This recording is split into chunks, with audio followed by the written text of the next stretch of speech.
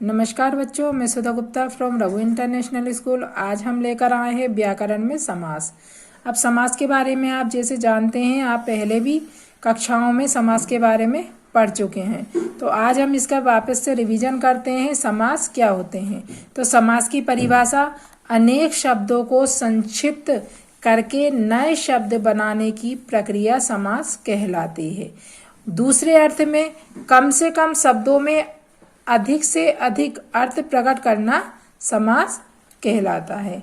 जैसा कि आप जानते हो, दो या अधिक शब्दों या मतलब शब्द हों या पद हों का परस्पर संबंध बताने वाले शब्दों अथवा प्रत्ययों का लोप होने पर उन दो या अधिक शब्दों से जो एक स्वतंत्र शब्द बनता है उस शब्द को सामासिक शब्द कहते हैं, और उन दो या अधिक शब्दों का जो संयोग होता है वह समास कहलाता है। जैसा कि ये मैं बताती हूँ आपको, समास दो शब्दों से एक नया जो शब्द बनता है उसे हम समास कहते हैं। अब आगे हम देखेंगे इसी के साथ में कि समस्त पद में मुख्यतः दो पद होते हैं। कितने पद होते हैं? समस्त पद जो होते हैं उसमें कितने पद होते हैं? दो पद। एक तो पूर्व पद होता है तथा एक उत्तर पद होता है। पहले वाले पद को पूर्व पद कहा जाता है। मतलब जो समास जब हम बनाते हैं तो दो पद होते हैं हमारे पास, एक तो पूर्व पद और तथा एक उत्तर पद होता है। और जो पहले वाला समास होता है, जो पहले वाला पद होता है वो पूर्व पद कहलाता है, और बाद वाला जो पद होता है वो उत्तर पद कहलाता है। जैसे हम कुछ एग्जाम्पल के द्वारा समझेंगे, जैसे हम कुछ उदाहरण के द्वारा हम इसको समझ सकते हैं। पूजा घर।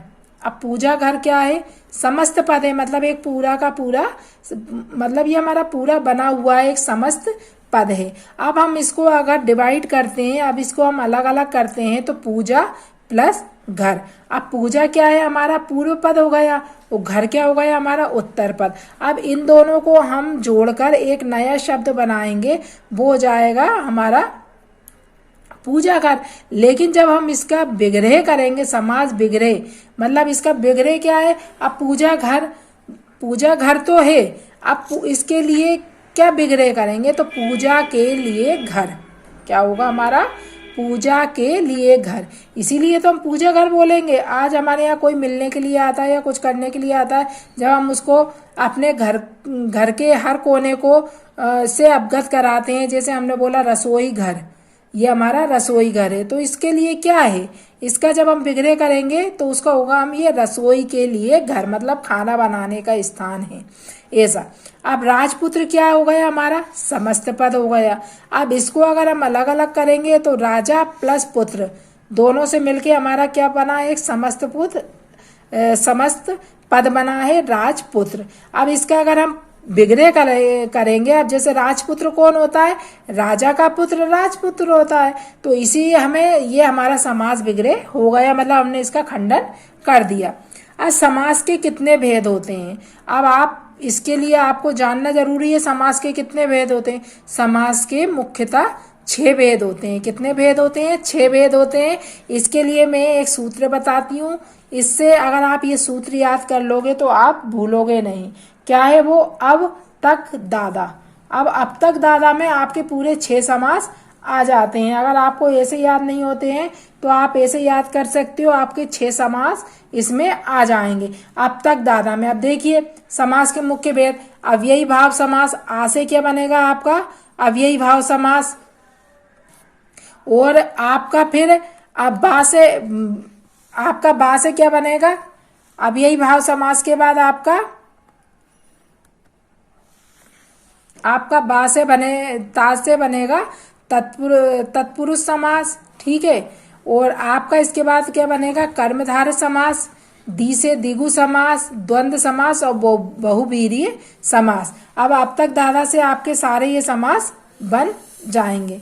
अब इसके बाद जो हमारा नेक्स्ट है, सबसे फर्स्ट वाला है जो हमारा, वह है अव्ययी भाव समास। अब अव्ययी भाव समास क्या होता है? अव्ययी भाव समास का लक्षण है जिसमें पूर्व पद की प्रधानता हो और सामासिक या समास पद अवयव हो, उसे अव्ययी भाव समास कहते हैं। अब सबसे सरल शब्दों में जिस समास का पहला पद, पूर्व पद, अवयव तथा प्रधान हो उसे अव्ययी भाव समास कहते हैं। ठीक है, अब जैसे हमारे पास सबसे पहला इसका एग्जाम्पल के द्वारा हम समझते हैं प्रतिदिन।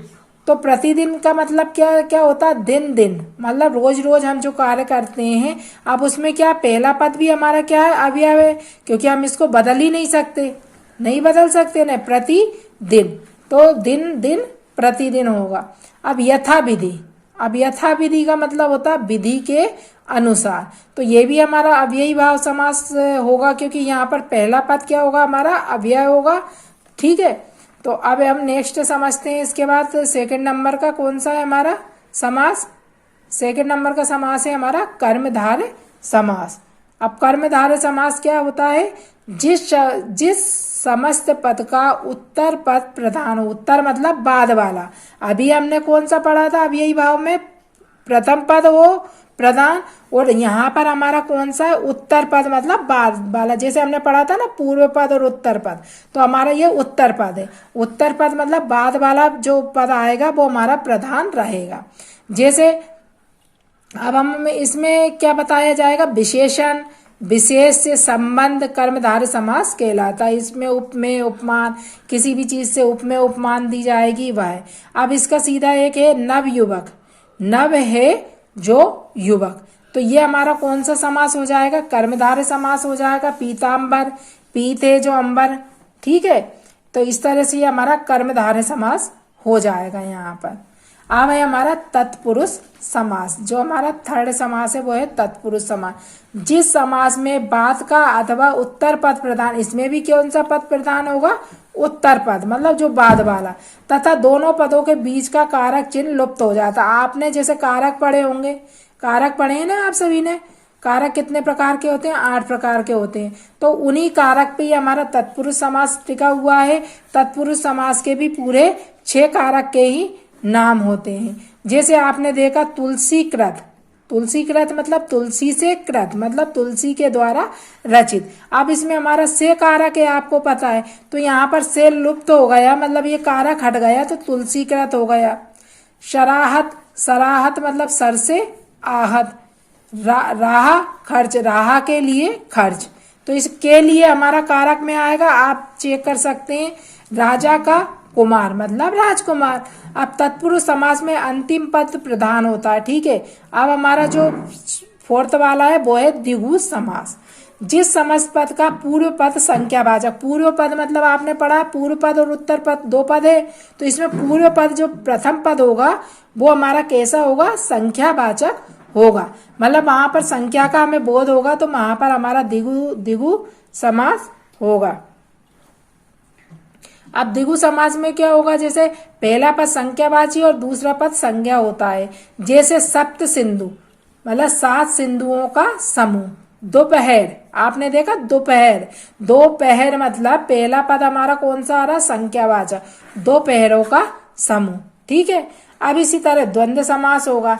जिस समस्त पद के दोनों पद प्रधान हो तथा विग्रह करने पर और अथवा या एवं लगता हो वह द्वंद्व समास कहलाता है। जैसे आप रात दिन, तो हम क्या लिखेंगे, रात और दिन। सुख दुख, तो हम क्या लिखेंगे, सुख और दुख। अब इसी तरह माता पिता, माता और पिता, वो बीच में इनके देश लगा होता है, जिससे हम पहचान सकते हैं ये द्वंद्व समास होता है।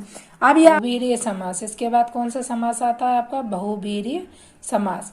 समास में आए पदों को छोड़कर जब किसी अन्य पदार्थ की प्रधानता हो तब उसे बहुवीर्य समास कहते हैं। दूसरे शब्दों में जिस समास में पूर्व पद तथा उत्तर पद दोनों में से कोई भी पद प्रधान न होकर कोई अन्य पद की प्रधानता हो वह बहुवीर्य समास कहलाता है।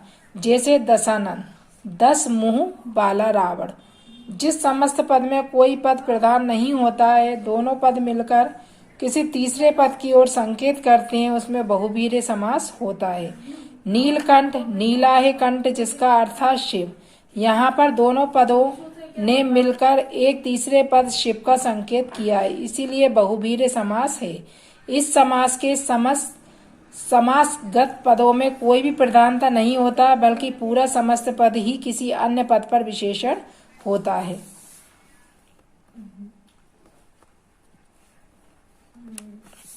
तो यहाँ पर अब ये थे आपके समास।